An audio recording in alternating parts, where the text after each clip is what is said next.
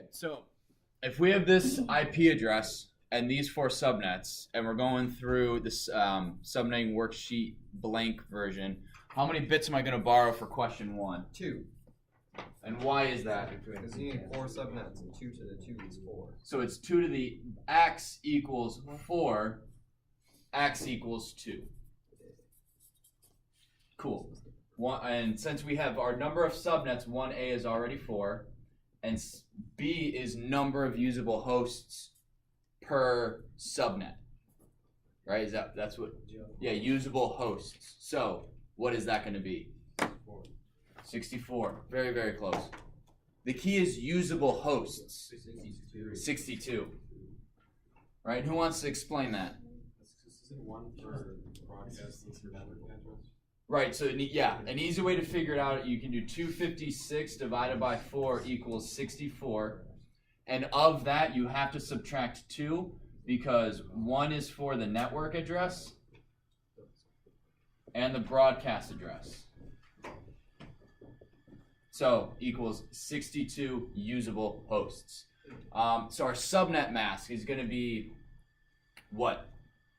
255.255.255.255.192.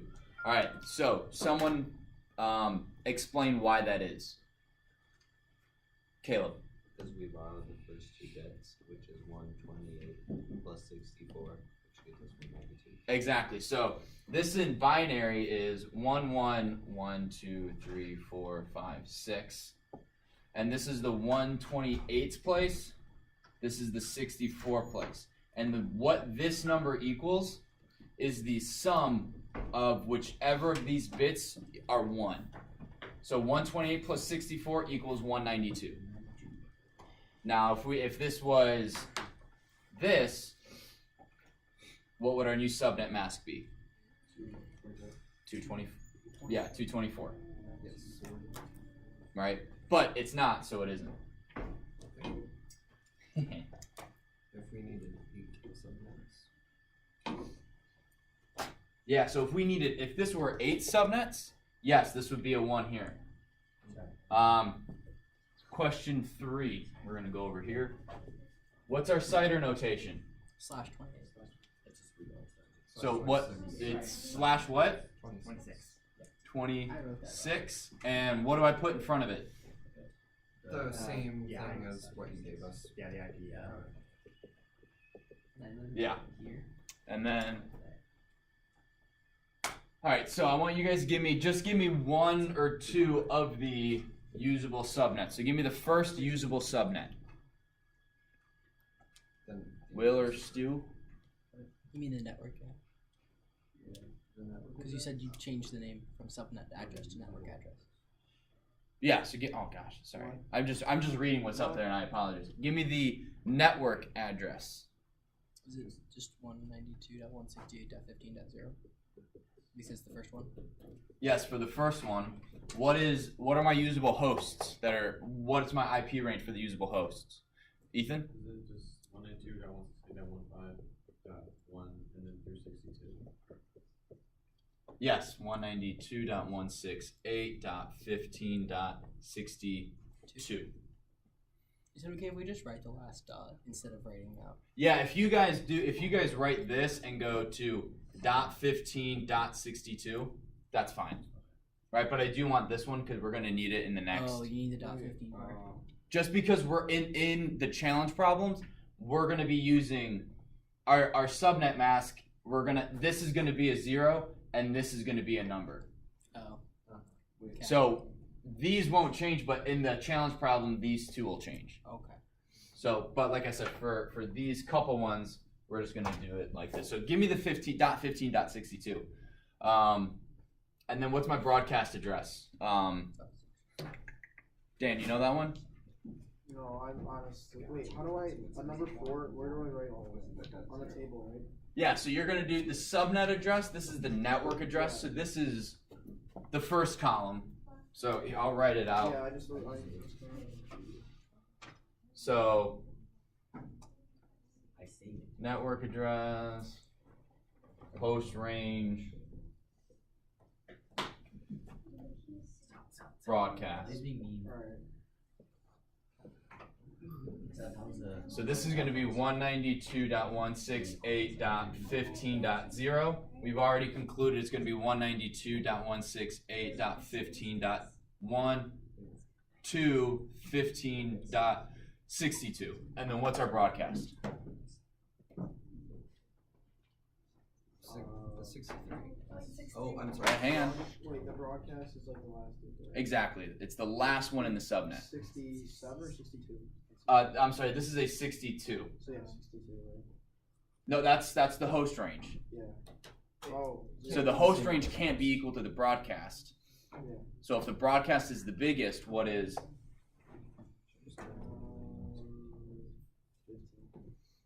No, it's 192.168.15. I'm going 60. 61 or 63, right? It's 63. Yeah. Right, because this all the way to here has to equal 64 because that's if we have 4 subnets, it has to equal. We have to have 64 IP addresses. Yeah. So if the lowest one is our network address, and our highest one is it has to be our broadcast.